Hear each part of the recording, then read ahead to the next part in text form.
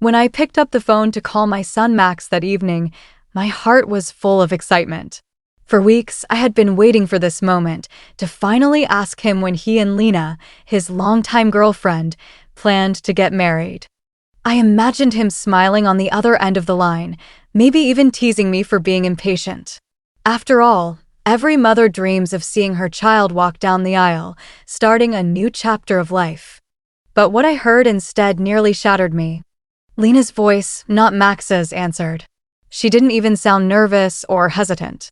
She sounded amused, almost smug.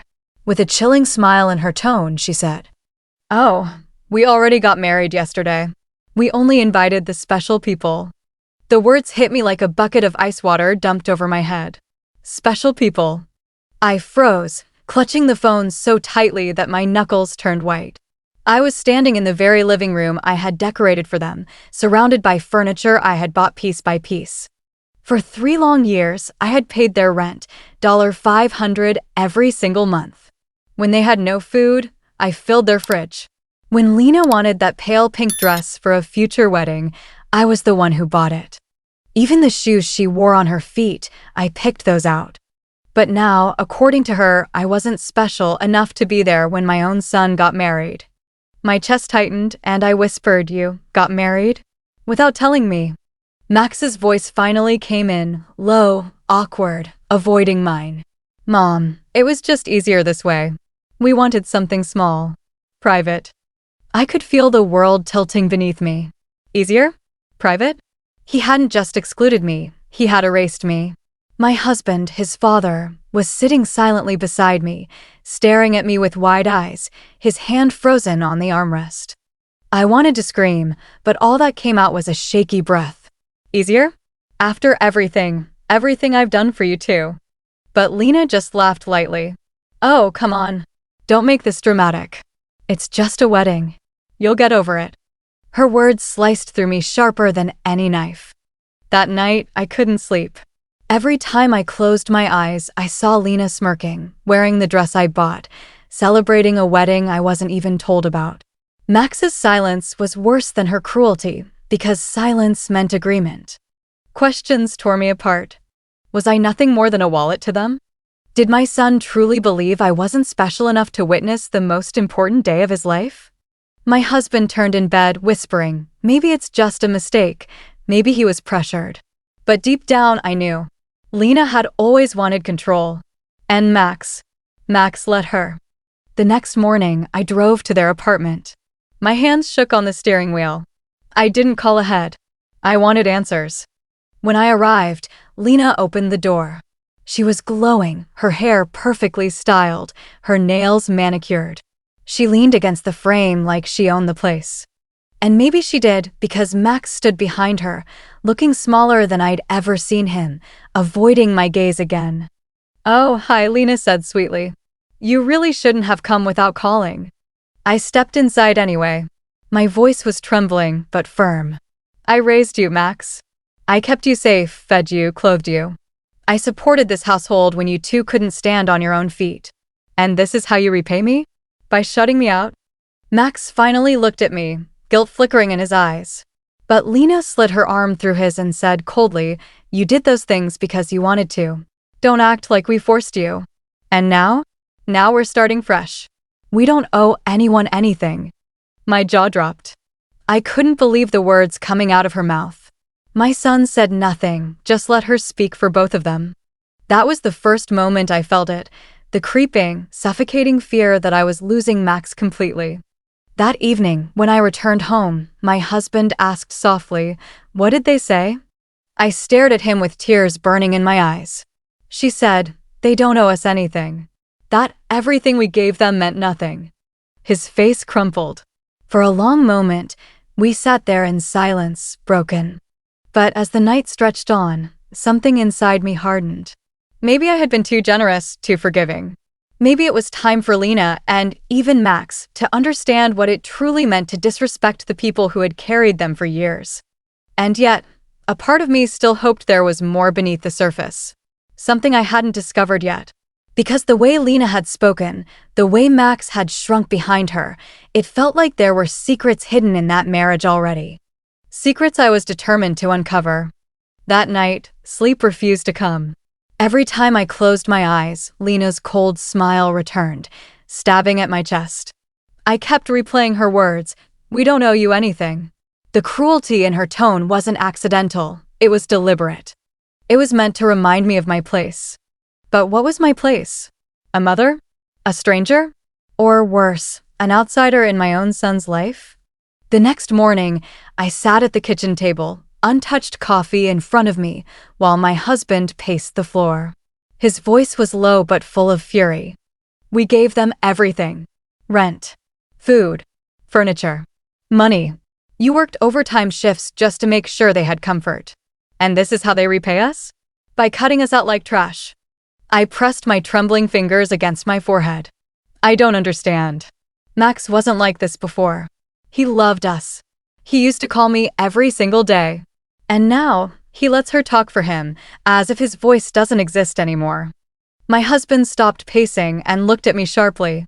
Then maybe Lena has poisoned him against us. Maybe she wanted our money, our help, and now that she has control, she doesn't need us anymore. The thought chilled me. Had I really lost my son to someone who saw me only as a stepping stone? 2 days later, my phone buzzed with a message. It was a picture. My son and Lena, standing hand in hand, wearing wedding rings. They were smiling, surrounded by flowers. The caption read, "Finally married ring. Thank you to everyone who made this day so special." Everyone, except us. The rage boiled inside me, so strong that I felt my hands shake. Without even thinking, I typed back, "Congratulations. I wish you had thought your parents were special too." No reply came. Hours passed. Then, late that night, Max finally called. His voice was small, almost like a child again. "Mom, I didn't want it to happen like this. But Lena, she wanted it private. She said big weddings are a waste of money. And honestly, I thought maybe it was easier this way." I closed my eyes, my throat burning. Easier for who, Max? Easier for you to erase your family? Easier for you to let the woman I fed, clothed, and cared for tell me I'm not special enough to attend my own son's wedding? There was silence. Then I heard Lena's voice in the background, sharp and impatient. "Hang up, Max. You don't owe her explanations." And he did. That was the night I broke. For hours, I sat in the dark, crying until my chest hurt. But by dawn, something inside me shifted. If Max wouldn't fight for me, if he let Lena erase me, then maybe it was time I fought back in my own way. I started remembering every sacrifice I had made. The countless $500 rent payments. The groceries. The furniture. The dress. The shoes. Every single dollar, every single effort. And suddenly, I realized Lena was right about one thing. They didn't owe me gratitude. But they did owe me truth. Because I could feel it, something about their marriage wasn't right. There was more to the story. A week later, I got my answer. I was at the grocery store when I overheard 2 women whispering near the fruit aisle. One of them pointed at her phone, laughing softly. "Did you see Lena's Instagram story? She was bragging about how her mother paid for everything at the wedding. Venue, dress, flowers, even the photographer." My chest tightened. Her mother? But I was the one who had been paying their rent for years. I was the one who bought Lena's dress. Yet now she was erasing me, replacing me with her own mother, rewriting the story of who had supported them all along. I clenched my fists so tight my nails dug into my palms. That evening, I confronted Max again. I saw Lena's posts. She's pretending her family paid for everything. She's erasing us. Do you not see what she's doing? Max's face was pale, his eyes darting away. "Mom, please, don't make this harder. She just wants peace. She doesn't like drama." "Drama?" I shouted, my voice trembling. "Do you call erasing your own parents' peace? Do you call marrying in secret peace? Do you call humiliating the people who carried you for years peace?" My words echoed through their small apartment. For a moment, I thought I saw something flicker in Max's eyes, guilt, maybe even regret.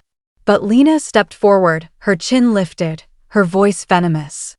"You're just jealous because you weren't invited. Accept it and move on." Her words felt like a slap.